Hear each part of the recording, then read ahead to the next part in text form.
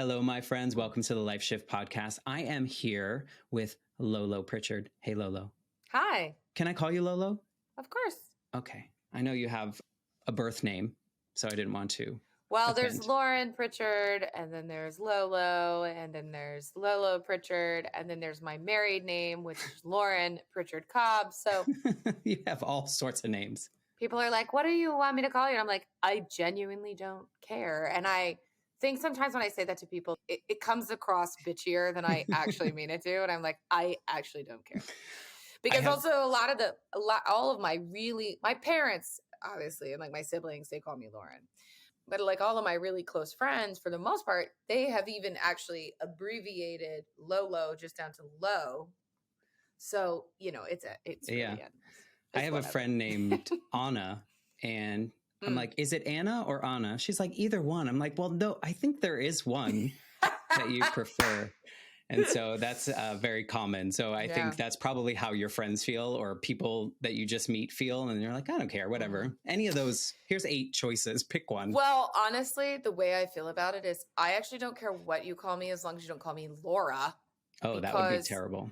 That's what I got called my whole life. And my name was Lauren. Yeah.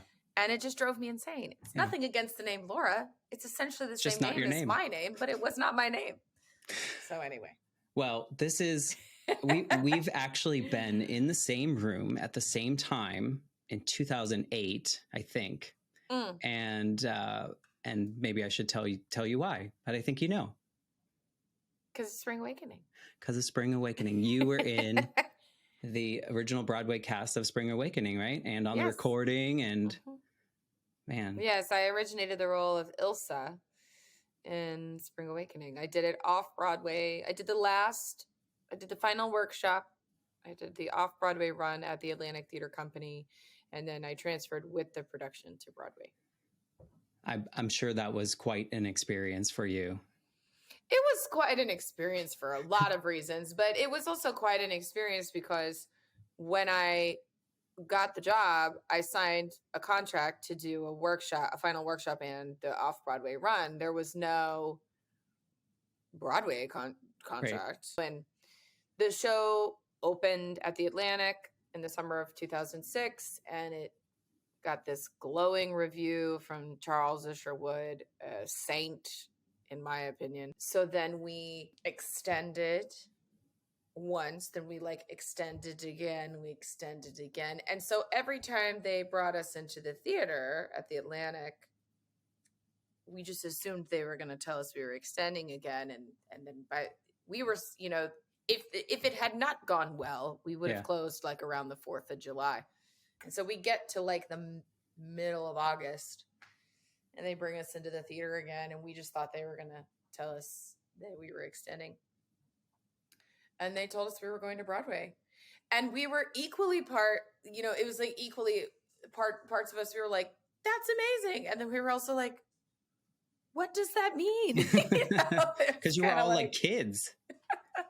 Right? You were, and there's a wonderful article. What was that article recently that came out a couple months ago about kind of your journey with that? I'm trying to think. It was an LA paper of some sort. Yeah, it was the LA Times. That was a great article. And, it gives us a lot of insight and of that journey for you and quite a journey. I know we're not here to talk about Spring Awakening, but I was there, and it was such a great experience for me. It was, it was probably my 5th or 6th Broadway show that I had seen in my life. And it was very impactful because I was kind of early 20s when I saw it maybe.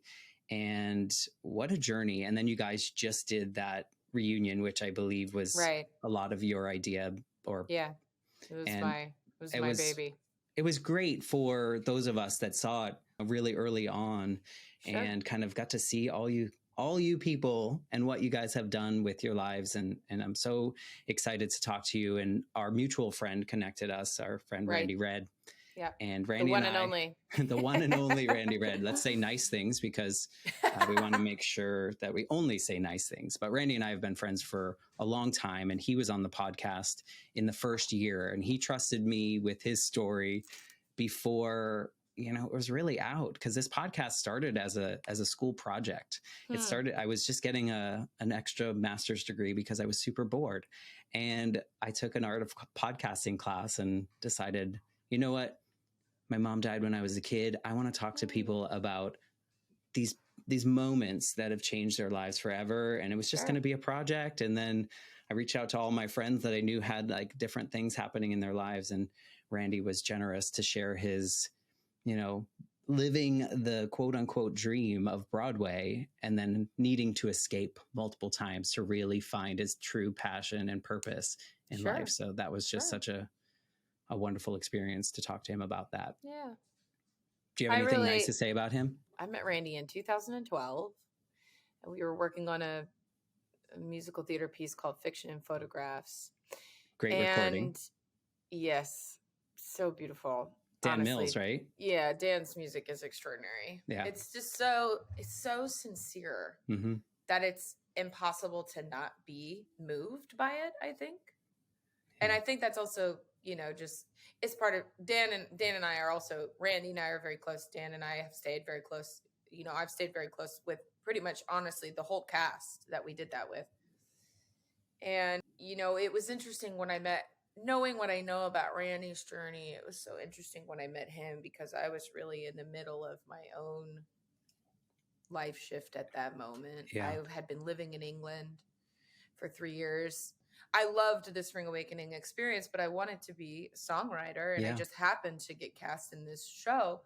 And I got my publishing deal while I was doing Spring Awakening, and I was like doing writing sessions during the daytime, and then I would go and do a Broadway show at night, and I wasn't able to travel because I was in the show.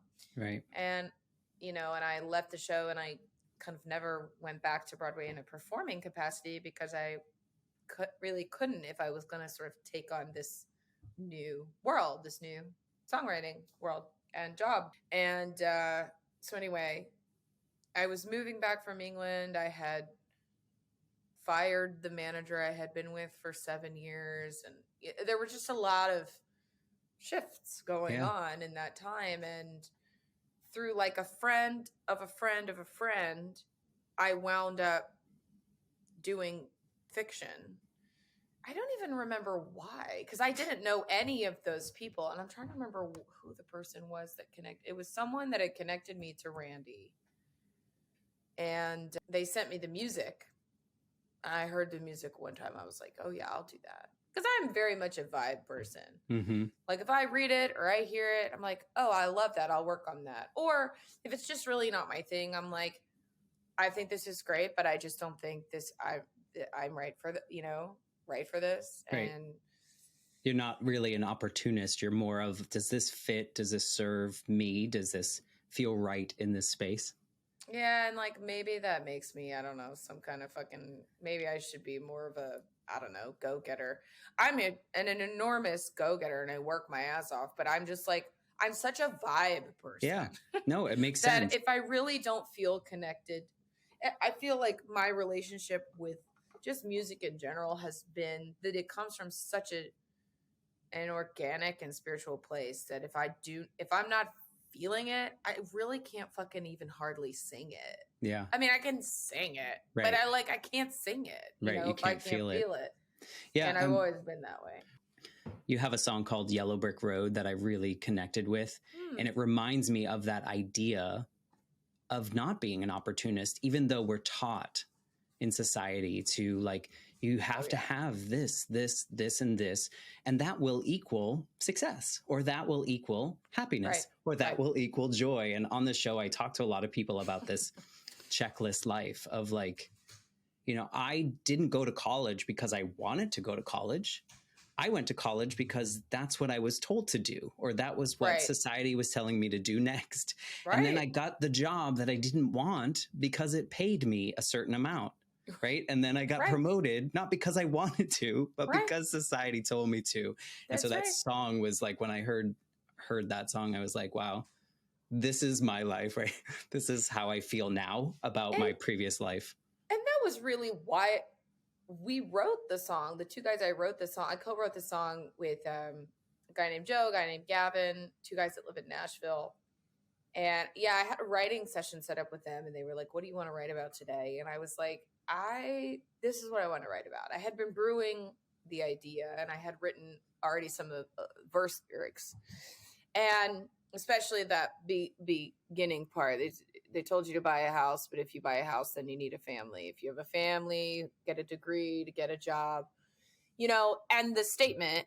I know a lot of people with a lot of those things, with a lot of problems, and they still tell me that's what will make me happy. Mm-hmm. That was one of the lyrics that I had written. And before we actually put any music to anything, I sort of showed up with this little word. I call them word vomits, really, ultimately. I think that everybody, quite honestly, even if you're like, quote unquote, living your dream life and your dream job and whatever, blah, blah, blah. I think everybody goes through moments, and sometimes many moments, depending on who or what you are, what you're doing, whatever, where they're like, what am I doing? Is this right? Is this what I wanted? Is this what I thought it was going to be? Whatever, all those types of questions. And honestly, one of the reasons why I was excited to sort of take that job with Randy and go up there and work on that is because, like, the entire crux of that piece was a question mark. It was like kind of also that same kind of thing. Mm-hmm. It was like these 5 people who were looking at their lives in an introspective way going, am I doing the right thing? Or am I happy? They each kind of had their own internal question. And because my life was a giant question mark at that point, I had given up my place in London, but I was still having to be there a lot for work. So I was staying with some friends, which just gave me some more flexibility. Mm-hmm. I was in a moment where I did not need to feel tethered. So then when the only place where I really had all of my shit was the house I grew up in Tennessee. So I would like fly back, hang out with my parents, pack a bag, go back to London, pack a bag, go back to New York, pack a bag, go to LA. I was just, my life was a big question mark. And then Randy got an opportunity to do the production in the fall of that year. And so I got on a plane on September 11th, 2012 and moved back to New York after being gone for like 3 years. Almost 4 years, really. But it's just interesting because I think, I think there are probably many times in every person's life where they do ask themselves some version of the question of, is any of this right? Right. Well, am I doing this right? Is any of this right? Right? It's like, I think there's value in that. I think that if we just kind of go on this roller coaster that doesn't stop and someone else is in control of it, then maybe we're not doing what we should be doing. I think we should be doing what you just said, is asking ourselves, like, sure, is this serving me? And I think, I don't know about you, and we'll get into your story at some point, but the pandemic, I feel that this experience of the pandemic, as horrible as it has been for many, many people, has given a lot of people the time to sit and reevaluate kind of what's important in their lives and who is important in their lives and what is serving them best. And so if we're looking at any silver lining of the last couple of years, I think there's been this time of like a reset for a lot of people, in that same sense of like, everyone probably has a moment of where they're like, am I doing this right? But how many people are actually taking action on what they've thought about, right? And so maybe this reset gave a lot of people that time to go, okay, I can make a plan now because I have time. Sure. And I also think it's simply that, we live in a modern time where we are all sort of told that, like, if we're not doing it, then the world will stop turning. Yeah. And we found out that is not true. Yeah. And we found out that was absolutely not true. And that the world really does keep spinning without us. Yeah. Or without us doing anything, kind of thing. Or just doing what we needed to do for like literal survival, whatever. Which is okay. And I also think the boomers love to talk about how the youth do not know what it's like to want for anything or be afraid, or, that's our biggest issue and whatever. And I understand the validity of the sort of underlying meaning of that. Meaning, there are people that grew up in this country for a very long time because there was a various war or a crisis or whatever going on. So you just had a more heightened sense of danger, right? That something could go wrong. And honestly, even when the things were going on post 9/11, it didn't affect us. It was, all of that was literally physically somewhere else, out of sight, out of mind. So regardless of what might have been going on in the war in Iraq, in a literal sense, we did not retain that information because we did not have to bear witness to that, right? So then the pandemic is like our only modern understanding of being unsafe, right? So I think there was also this psychological aspect of really understanding what survival might actually mean to you, because you may not have had to have a real conversation with yourself about it before that moment. And also, that was no one's fault. That was not a bad thing. That's just the way that it is. That's just what it was. I mean, you look at a lot of what happened in the pandemic for people. There were tons of people who got divorced or canceled a wedding or quit their quote unquote dream job, or these really massive decisions, life shift decisions, right? And they would never have made those decisions if it were not for an actual grace period, right? To sit down and say, what, now that everything has been stripped away, where am I really? Yeah. And I think that honestly, because so many of us are, I don't want to say going through the motions, because that feels like not really right. I don't think anyone, honestly, to a certain degree, is going through the motions. But I think that everybody is just in their own place all the time, and it's sort of like that cliche you think of, like, that you hear, which is like, you never really know what someone's going through. But that is true.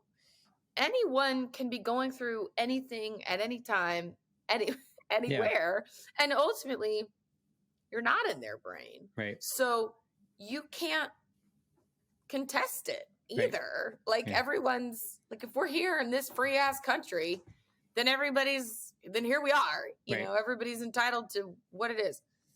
And so I think that also the thing that I found to be particularly very interesting coming out the other side, not just for myself, but watching so many other people that I know and love go through it, was just really bearing witness to the searching. Because once the pandemic was, or not, not even necessarily over so much as lifted, reduced, whatever. Right.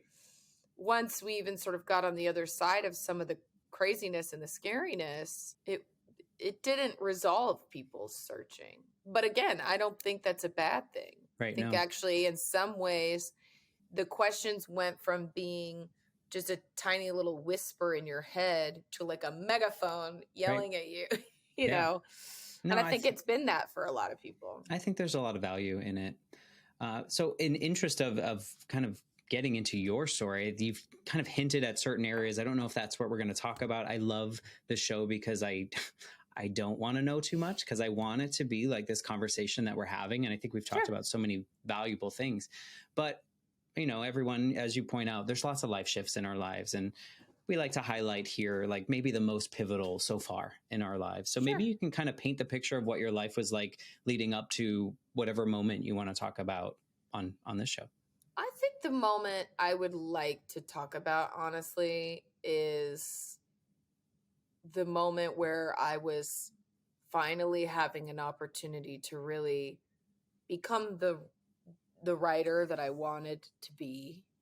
Meaning just having the ability to work on things and not have to work so hard to justify any of it. Like to not fit in a mold that they're making of you? Yeah. Okay. Not only not just fit in a mold, but also finally have a few things happen that also just kind of help say to people, I am actually doing, this is what I actually do. This is no longer this is no longer a pipe dream. This is no longer a disputable fact. Like, this is how I pay my bills. You know, like, this is truly what I do, both in spirit and in literal business, you know, I can relate kind of to thing. that. Yeah. And I think a lot of people can, honestly, you know, I think so many people can relate to that. But simultaneously with that, I also lost a very, very, very close friend who he was like my New York dad. We met actually because he and his wife were producers of Spring Awakening. I met them when I was a literal child. Right. And, you know, they knew, and I'm very close with my parents, but my parents live in Tennessee and we didn't have the kind of money of like, oh, my parents can just come live there. You know, it's like, we didn't live that way. Right.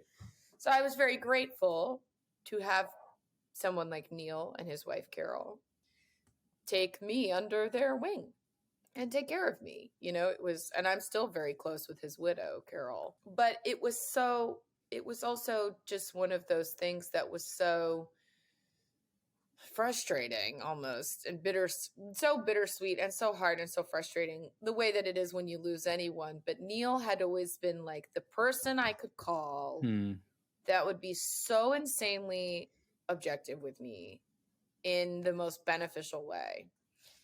And I couldn't call him anymore. And there were these tremendous things happening to me.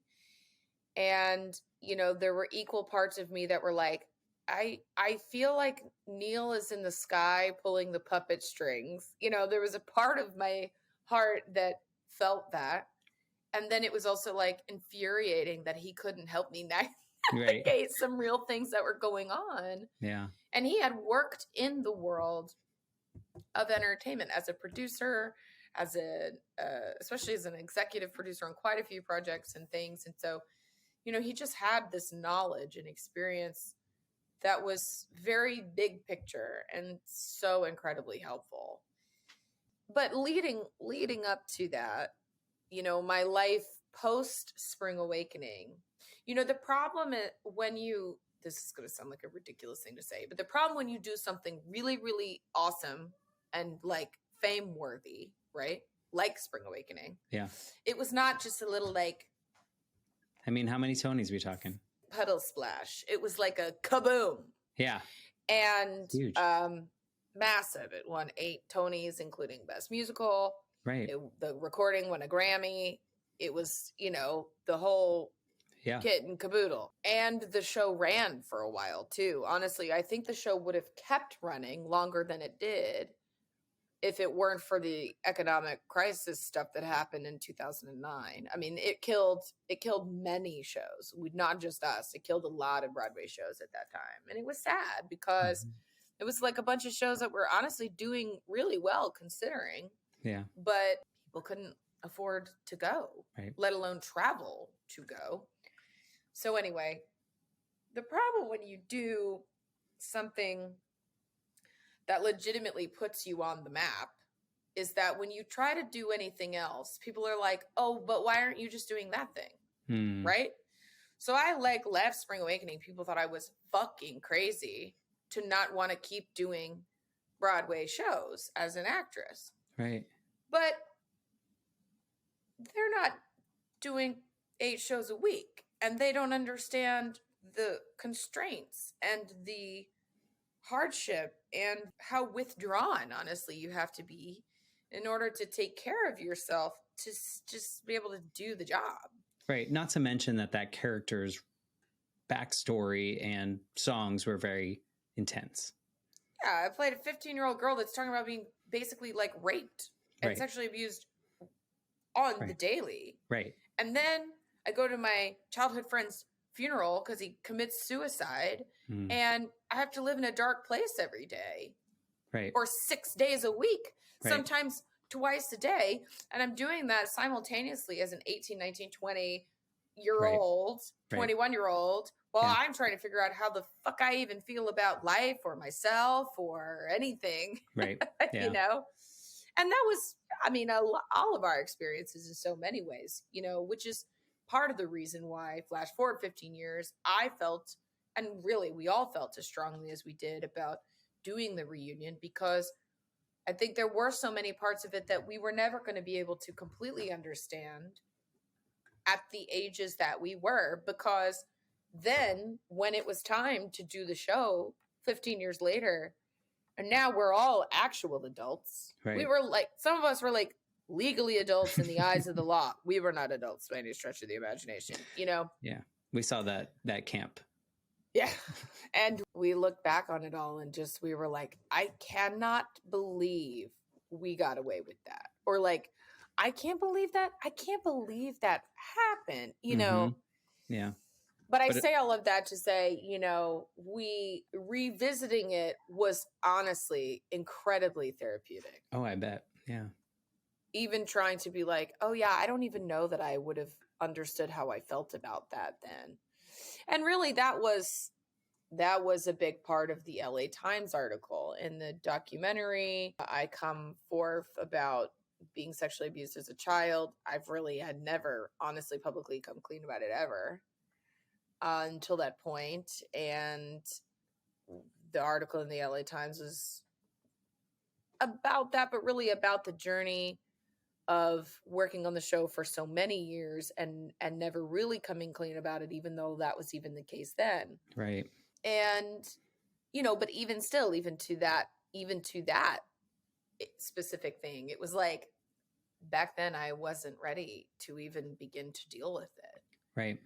Even in a sense of having to unpack it for my job, because I was a little too relatable to my character, you know? Yeah, I can't imagine that. And I think a lot of people don't understand that. And so when you're leaving Spring Awakening, people are like, why aren't you going to the next show? Why aren't you doing this? Sure. And you're like, do you realize what I've just done? But like I said, also, I'm such a vibe person that like, and I don't mean this the way that it's going to come out, but like there was no world where it was going to be easy for me to go from that straight into anything, just because I don't. You weren't going to the Lion King. Is that what you're saying? Well, yeah. I mean, and honestly, the only thing that I even was willing to audition for was the Hair revival. Yeah. And I literally looked too young. I auditioned for Sheila and Will Swenson, who I love with my whole heart, but is not the same age as me by any stretch of the imagination. And especially then, I had just left Spring Awakening and I still looked 15 years old. And Diane Paulus was like, you were amazing and we can't cast you because it looks like a rape scene. Right. You know, it was just like he looked so much older than me at that time that it was like, yeah, of course that's not going to work. Right. You know? Yeah. So it was just the way that it was. And after that, I just, because I was already living in London at that point, working, recording, writing, and I flew back for those auditions. Because I was like, I was willing to fly back for that. You know, right. That was, again, one of those things where I was like, oh yeah, I'd totally be down to do this. And you but said only if it's right. Right. You always wanted to be a songwriter and do that, right? This Broadway thing just happened to happen. Well, even when I auditioned for Spring Awakening in LA. I moved to LA when I was a junior in high school. I'd been songwriting in Nashville because I lived 2 hours. I grew up 2 hours from. I live back in my hometown now. I grew up 2 hours from Nashville in Jackson, Tennessee. I would go. My mom would drive me there like 2-3 times a week. I would go and songwrite there. Oh, wow. With legitimate Nashville writers. But Nashville was like 20 actual years ago. I'm 35, so like 20 whole years ago, Nashville was a completely different place. And there was nothing else being made there but country music. Right. And I love country music, but I was not interested in just doing country music, especially as a young woman. Right. It was just a really different place. So I like made a bet with my parents of like, okay, well, if I do X, Y, and Z and blah, blah, blah, can I move to LA? And they were like, sure. Cause they knew I was working really hard. And And also at that point, I had done regional theater in Nashville and I already had my equity card. So like I had been working since I was 9. So it wasn't like I was just like bebopping around. Like, Right. I was working my ass off as a Right. teenager, honestly. And so I did all of those things that I sort of made the bet with my parents on. And then they were like, damn. Okay. So I moved with my mom as a junior in high school, and I moved there to songwrite. I took all of my Nashville connections. I moved to LA. I started songwriting. I started recording. I got an agent because the world of acting is just less convoluted than the music industry. The world of acting is like, you're an independent contractor, you get hired for the job, you're paid for the job, you move on with your life. It just literally, like, unless you're Reese Witherspoon and you're fucking producing your projects and whatever, it's just less convoluted than the music industry. And so I was like, I can at least maybe, I don't know, book a couple commercials and some TV spots to like pay my bills. Right. And while I get this songwriting thing really figured out. And in that time, I went on an audition for Spring Awakening. And Duncan Sheik particularly was like, I'm not doing the show without her. It's a non-negotiable. He didn't have to fight very hard for me, is my understanding. But he was like, I'm not doing the show without her. But the whole time, I mean, like my biography, my bio in the playbill was like, I'm actually a songwriter. You can check out my music on MySpace. Like literally with the MySpace link written in the bio somewhere. I should have found it. And then I got a message because I got my publishing deal while I was doing Spring Awakening, and I got a message from the vice president of, at the time it was called Sony ATV Music Publishing. Now it's just called Sony Music Publishing. They changed their name about 1.5 years ago, but for a long, long time it was called Sony ATV Music Publishing. And I got a message from the assistant of Danny Strick, who was the vice president of the company at the time. Huge music industry giant. Marty Van Deer had recently purchased it. They were trying to rebuild this company. They were kind of failing when Marty purchased them, and flash forward to where they are now. They are the largest, most successful publishing company in the world. And that's because Marty's honestly a genius. He only recently retired. But like, I literally got a message to my MySpace inbox that was like, this is a real person. This is not a fake request. It's like that kind of thing. When I had a meeting, this, that, and the other. And I've been with them 15 years. I signed my deal while I was doing the show. And but I left the show. And so for a while, the songwriting that I was doing, this is also just kind of an indication of where the industry was when I started. So when I started 15 years ago, the actual music industry was just totally different than it is now. Right. Twitter didn't exist. Facebook was only for college students. MySpace was still number one, and Tom was everybody's best friend. And you know what I mean? No Instagram, none of this. No streaming. Like when I signed my first record deal, they sent us all, I was at Island Records in the UK, and they sent us all a beta version of Spotify. Oh, wow. To test out. They wanted all the artists to test it out and send over what, the criticisms were. I mean, that's what I'm talking about, right? So the interesting part about it is that when I was first signed and I was first writing, I was signed. I was also making my own albums. I wasn't really given a lot of opportunity to write for others or with others, or if I was doing that, it was in the understanding that I was also somehow going to have to be responsible for performing the material, right? And, I appreciate that people think that I can carry a tune. I do. And I have an understanding of what my capacity is as a singer and as a performer. I understand that I was given a gift to communicate musically, but just because that's the case doesn't mean that's always what I've wanted to do. Right. And so that has kind of been the biggest problem, is that for a lot of the songs I've written, a lot of the things that I've done, people are like, I don't think anyone's going to sing it better than that. So how are we going to sell it to someone else who can't sing it as well as that? And it's like the most frustrating compliment in the world, because my answer is like, well, figure it out. Right. I don't care. Figure it out. I don't care how you're going to sell it. Just figure it out. Yeah. And you're like, I can't be the only person that could sing this, right? Like, I feel like there's some part of you that's probably like, really? Are you just blowing smoke? Oh, always. Because Right. I'm like, well, I know great singers. I know this, I know that. But, you know, I think a lot of what it comes from is, you know, again, as anyone who's ever listened to music, it's like, Billy Joel's always going to sing his songs better because they come from such a sincere place, of course, sincere real life place for him.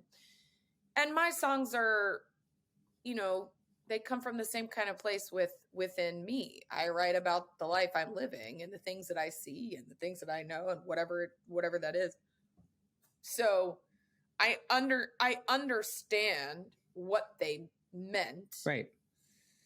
But as this shift was happening, you know, part of what happened was I went from working with, you know, a lot of female artists and doing that kind of collaboration to working with male artists and working in the world of rock and roll and alternative rock and roll with bands like Fall Out Boy and Panic at the Disco, where also I was able to kind of, because I feel like my writing has so much theatrical, it has a theatrical quality to it for sure.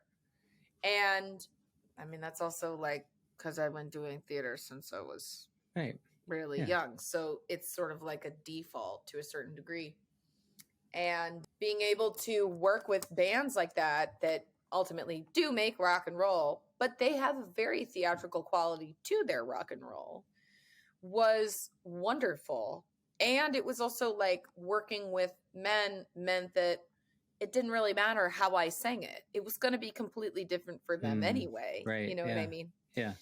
So, you know, I finally had the opportunity to work on some projects. And that was really honestly like a massive turning point for me, and a massive life shift, because once I started working on those projects and they started going well, like, you know, they had both been bands that had been around for a really long time at that point, like a decade. And those bands were like breaking out at the same time that I would have been in New York doing Spring Awakening. So they had been around a while and, you know, had kind of gone through varying degrees of ups and downs. And especially the work I did with Panic. I made 3 albums over like 6.5, 7 years with them. Oh, wow. Being From able a writing capacity? Mm-hmm, yeah, from a songwriting capacity. I featured on the very first song I ever worked on them with, and then everything else was purely songwriting. And being given the opportunity to help them, especially Brendan, the lead singer, communicate himself was an enormous privilege and compliment, you know, because you're not necessarily putting words in their mouth, but like you are also. Right.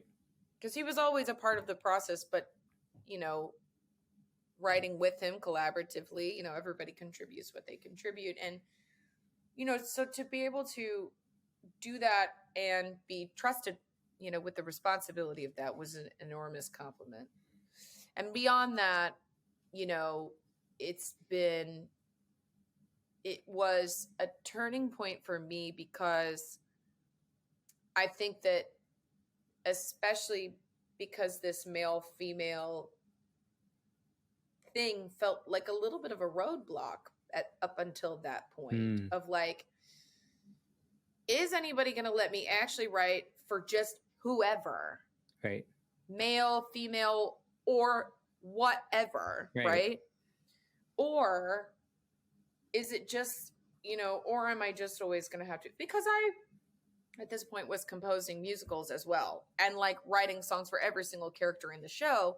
But even that is entirely different than writing songs for an actual person who's like in that band and going to be like, or that artist who's going to be singing those songs like from the depths of their soul, their truth. You know, it's just a different thing than when you're writing for imaginary characters. Right, exactly. Yeah. So was this like the part where you said like it was almost like that validation that like I could do this? This is a real career. When someone asked me, what do I do? Well, It was like, oh, I'm not just writing for myself, because I think that even though I had success up until that point, it's not like I did not myself have success. Right.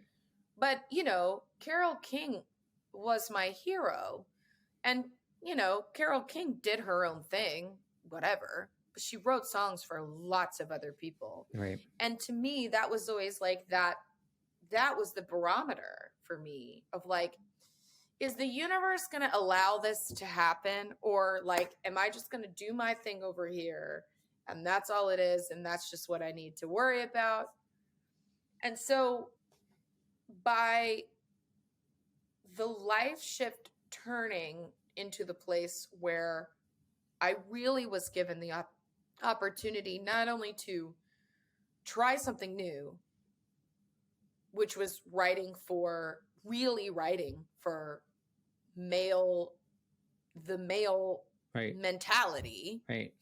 or just writing not purely from my own female perspective. It was an enormous turning point that also pushed me as a writer into other spaces and places that up until that point, I was like, oh, I don't feel comfortable doing that. And honestly, one of those projects is working on, I have a couple of musicals that are in varying degrees of production. And one of the projects I've worked on for a while is a project that's roughly titled Beethoven, and it's about the Tulsa riots, the Tulsa massacre that happened in the 1920s. And there's an incredible young woman named Morgan Green who has written just this absolutely beautiful script. And so I've been working with her on the music. And that was another one of those projects that like kind of, I think without some of the shift that happened with that other writing, I was like, I don't think I can do that. Yeah. I know for a fact it would have felt too intimidating to take on. So this really gave you a lot more confidence in. It gave me a lot more confidence. I mean, it sounds like you knew how to write. You knew how to sing these songs. You knew that you could help other people, but this like slight, maybe outside validation of like someone accepting that and then doing it gives you this extra confidence to go after the things you always wanted to do, probably, but were too afraid to do. Well, and it was also like that I didn't have to seek them out. They wanted to make those records with me. They sought me out to make another album with them. Right. And so then that must another do something album to your psyche, with right? them. Yeah.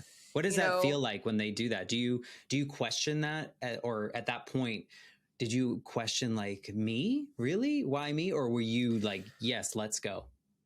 It was a little bit of both, but the biggest thing for me was I felt, well, as my grandfather would say, if it ain't broke, don't fix it. It had been like going really well. And, the second album was nominated for a Grammy, the second album I did with them.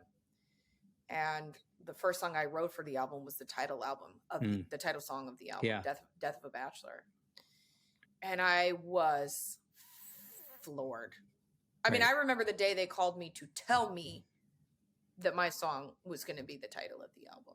I actually thought I was just going to keel over and die, And honestly, it was moments like that where I was sort of going in my mind, oh my God, really? Right. Me? That's right. Even though I was like, of course, this song is the fucking tits. Right. But yeah.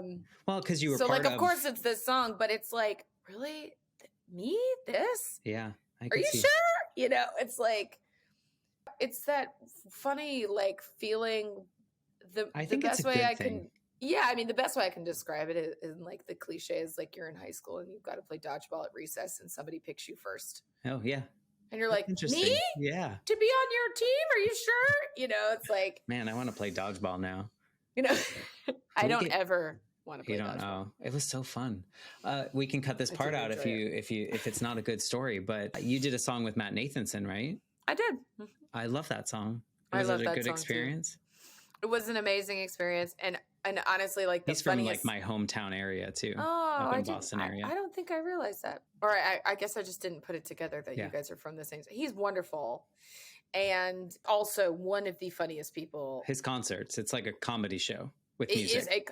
is a comedy show with music. Like he could have been a full-blown stand-up comedian if he wanted to be. The funniest part about that was that I did not realize he was going down to shoot the music video that he did with the people that were experiencing hearing loss and getting to hear again. I didn't know that. We had recorded the song and then he was going to do his thing because I was also on tour at the time. So I was off in my own world. He's off in his own world. We had a second to come together to record the song. And then he went and shot that video and then he sent it to me by email. And he was like, hey, I just wanted you to see the video before we released it. And I was like crying so hard that like my eyes were swollen for a few days. And that song has been really special to be a part of because I think that, again, the message of that song is so sincere. Yeah. People do feel invincible with their headphones on.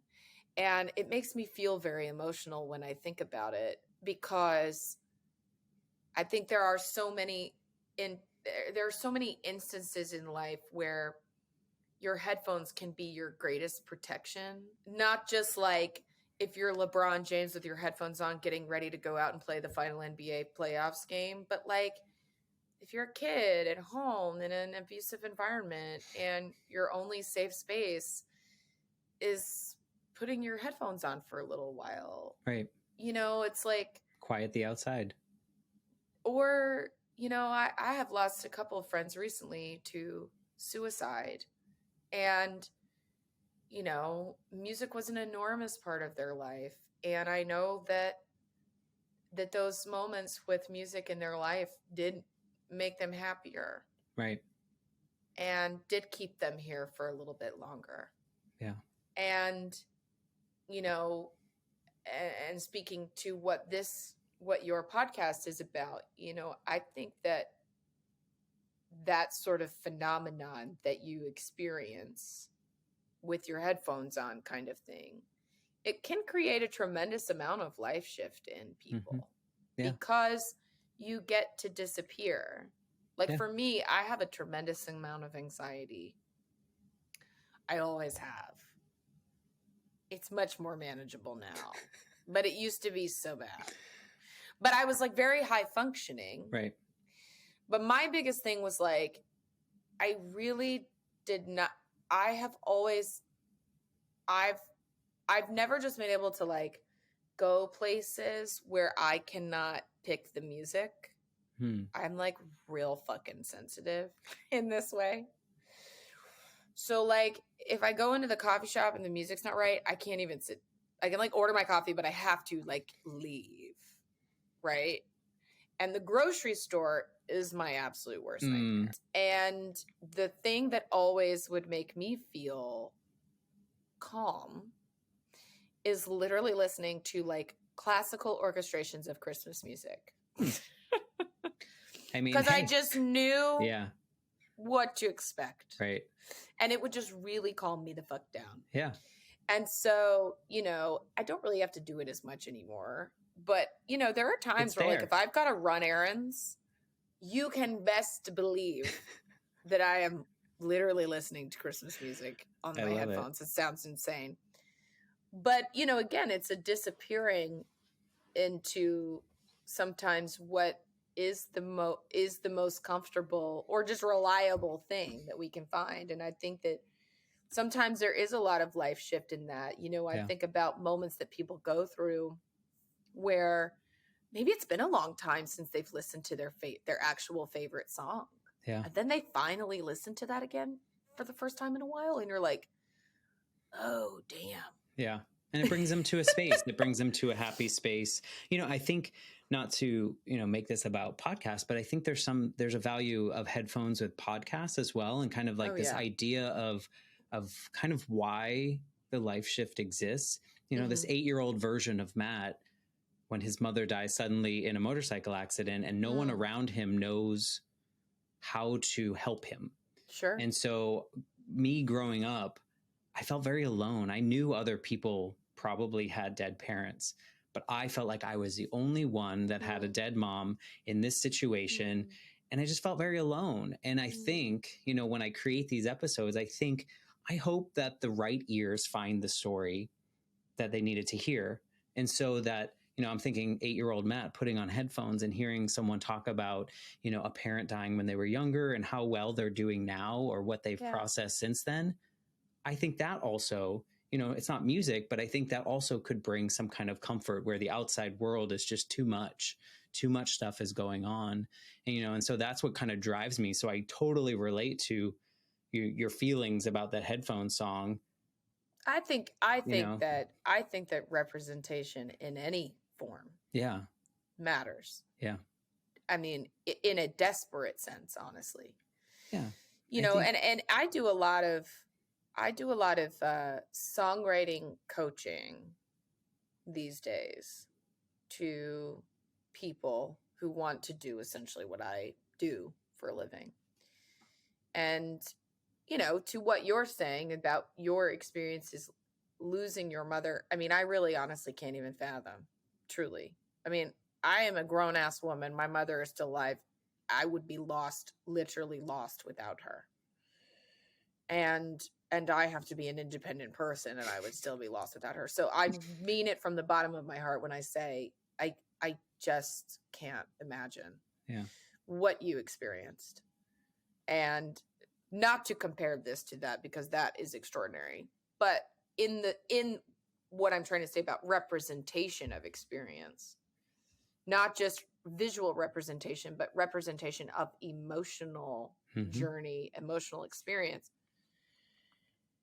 There are a lot of people that I work with and they're just like, yeah, but I don't know how I can get there. I don't know, and it was like, well, I didn't know. Right. I just had to keep going and just sort of keep walking through the tunnels until I came out into the light, or whatever.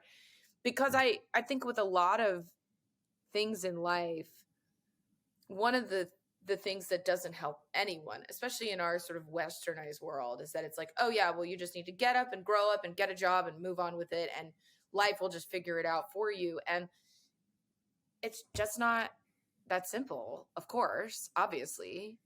But we don't actually tell young people that. Correct. We hurl them into school. We expect them to know what they're meant to be doing with their lives at 18, which is just like, crazy. And, I was doing a Broadway show at 18, right? Like, sure, in the, like you're saying, quote unquote, living the dream, that we were kind of talking about what Randy was experiencing even. And I was like, is this what I want to be doing? So I just think it's insane to expect anyone to feel any of those things in a solidified way, being forced, Right. We don't lend a real helping hand to young people to really, I mean, unless they just have the resources or the people around them that are going, hey, so like, it's okay if you don't have it all figured out, or it's okay if you just want to maybe get like some kind of generalized degree. That way you can maybe go do something for a couple of years and then you figure it out. Or, hey, maybe you just want to go to tradesman school. Maybe college isn't for you. Like we've gotten into this vortex of capitalist life where it's like, oh, well, you must be the biggest, greatest, bestest thing in the whole world. And if you're not, you're a failure. And that to me is the failure. Right. Because we're no longer telling people that they get to be successful for whatever they're doing. Right. And they should be able to define it as well. Right. And for me, I think that was a big part of my life shift that I experienced with what happened. That was the most pivotal part of the life shift of when all of that happened with all of the songwriting stuff, was that until that point, there's always the naysayers, right? But until that point, I felt that I didn't have the tools to go into battle Right. to be able to say, nope, you're wrong. This is what I'm actually doing now. Yeah. Because until then it was like, oh, well, she's songwriting, but she was really that Broadway girl, you know? Yep. And I have no problem with that Broadway girl. I love her. She's a beautiful young spirit that led me to a million beautiful people and places, and I wouldn't, and still does. Right. And I wouldn't trade her for anything in the world. But it isn't really who I am. It was a moment of who I was. Right. And I finally had the infrastructure to be like, nope, that was another thing. And this is really what it is now. And it was a tremendous life shift. It was like, I felt like I felt like it improved my anxiety, honestly. Yeah. You know, it was. You didn't feel, I can imagine, and maybe I'm just putting this in you because I'm playing me right now as a podcaster, but was there, what part of you as you were writing these songs and singing them yourself and people telling you can only you can sing them, did you feel like at any point you were kind of like just trying, like faking it until you get to that point, and then eventually it was like, well, here it is, you're allowed to do it now? Kind of. There was a part of me that was like, well, I just have to do what I need to do to get to the place where I need to be. Yeah. And, that was also like, I wasn't willing to compromise on everything. Yeah. Well, that's good. But I was like, I'll do what I need to do what I need to do, right. But then you got that, and then they gave you the confidence, and now you are, I don't know if you see yourself this way, but with helping other songwriters, are you the Neil? Are you helping Probably. These people in that way that they see you as like, oh, wow. Because you've done the work. You've done just like Neil did. He put in the work. He did. Yeah. His name was Neil, right? I'm not saying the wrong name. Yeah. No, and, right. He put in that work. And then when you needed the guidance, he gave it to you. Mm-hmm. And I think, if we're thinking in the universe here, maybe his passing allowed you to do what you did, because now he knew you were ready to take on those responsibilities yourself and kind of build that up. And you got there, and now you're helping other people in the same way, and you'll let them fly when they're ready to go. And it's, it's just a nice story, because so many people give up. Right. Like you had this passion as a kid, you pounded the pavement in Nashville, you showed your parents and made them help you move to LA, and and then you auditioned for a show that you thought, okay, I'm going to do the workshop for, I'm going to do off Broadway. And then it got a bazillion Tony nominations and wins, and then, you just made your path, and now you get to do hopefully what you like to do and help other people in that sense. And hopefully people listening are inspired by the story of, I see it as perseverance, and then also, pushing through until you kind of make that mark. And now you are who you are, right? Yeah. Before you're like, I'm working toward this. And now you're probably like, I am this. Yeah. I definitely have days like anybody does where you're like, oh, you're a human? What the hell's going on? But yes, but I'm not confused on what I'm doing here. Yeah.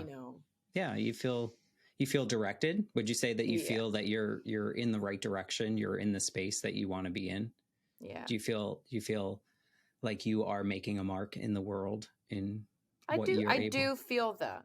The thing that I've always wanted to do is be able to do things that I felt that could, whatever the impact was truly tangible. And especially since I moved back home. Yeah. I'm incredibly invested in my community here, and I'm very, very, very involved. Yeah. Because,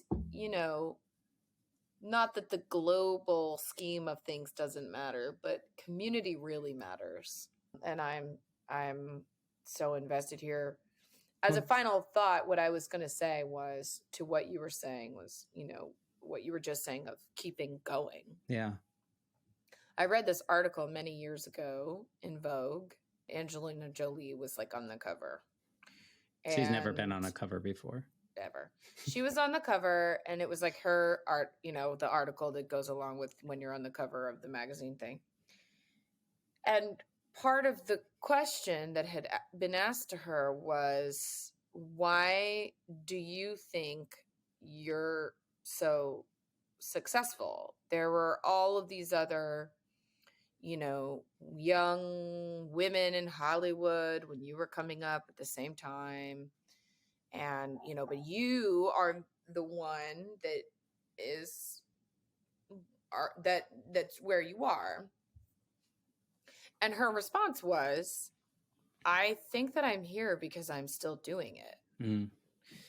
Which I think is a very her statement to make, probably. Anyways, but her logic was like, I mean, if you go and you look at a bunch of those names you've mentioned, they're not even acting anymore. Right. And so, like, if they were acting, they probably would be really famous, but they're not even acting anymore. So they're not, or whatever. Yeah. You know, but I mean, I think the reason I'm still here is because I'm still here. Yeah. You're still doing your thing. I just kept doing it. And that always really stuck with me. And, you know, and I think it's really hard to do anything.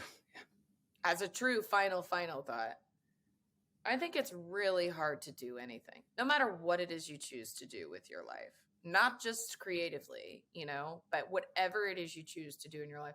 Like, it is so incredibly hard to wake up every day and be like, yes, I will be productive and do anything. Right. Because I don't know that 90% of the time, especially, like, you know, everybody's doing their thing and living their lives. People are tired. People are anxious. People are depressed. People are whatever, you know. It's like there's so many things going on in the world around all of us all the time. And so to just be able to keep going at anything should already be enough of the accomplishment.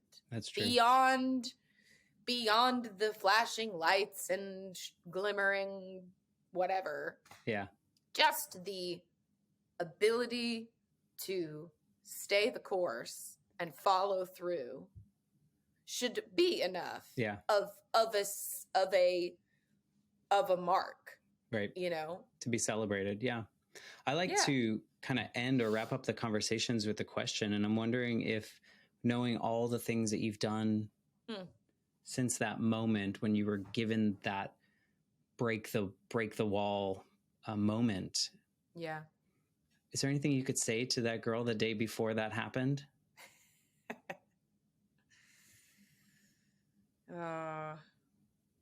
Yeah. I would probably say to her,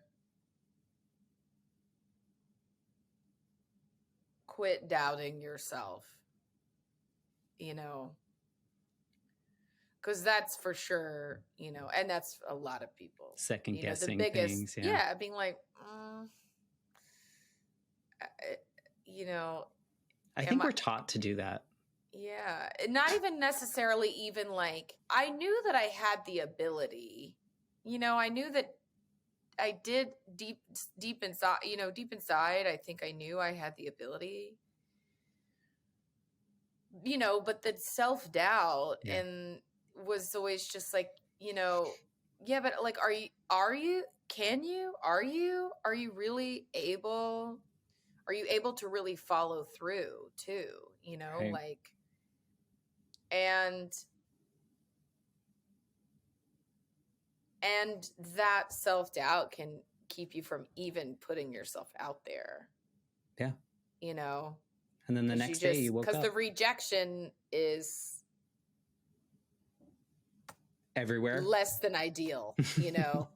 and it's part of the game. I think it's part of that, right? You know, and I think we could all do with a little less self-doubt and, you know, in anything that we're doing, like you said, and just doing anything, a lot of us will second guess and self-doubt and self-doubt will creep in.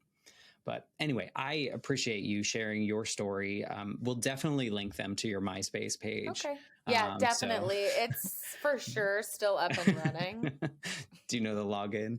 Oh my God. They're probably still there at some point. So, I don't even know. Yeah, we'll link them to whatever you want them to come to and connect with you and see your journey and this new journey that you're on as part of this new record label or this record label in your local area. Yeah. and they can connect with you. I appreciate you. I feel like we're old friends now. So Yeah. thank you for being a part of this. And thank you to Randy for connecting us. Yeah. I feel the same way. I've really enjoyed the opportunity to share my story, and I really appreciate you creating a space where people can find support to be seen in their emotional experiences based on what you have been through, because, again, especially what you went through from the time you were so young, it's really hard to keep going. And you've done a tremendous thing, Matt. Thank you. Yeah. Thank you. I like to say that each of these episodes is healing a little part of that 8-year-old kid that's life was shattered. And I feel really good in this 42-year-old version of me. It's been a long journey, and people like you and the other guests on my show just opening up and sharing, like, it's not all pretty. It's not all sunshine and rainbows. No. And in fact, most of the time it's not. And that's okay, because this is a human experience. And I hope that someone listening to every episode finds something in it that they can connect with and resonate with. So thank you for being a part and putting that out there for whoever's listening right now. For those of you listening, if you're enjoying this, please take a moment to rate the show. 5 stars would be lovely, and write something nice on Apple Podcasts. And with that, we will see you next week with a brand new episode of the Life Shift Podcast. Thanks, Lolo. Thank you.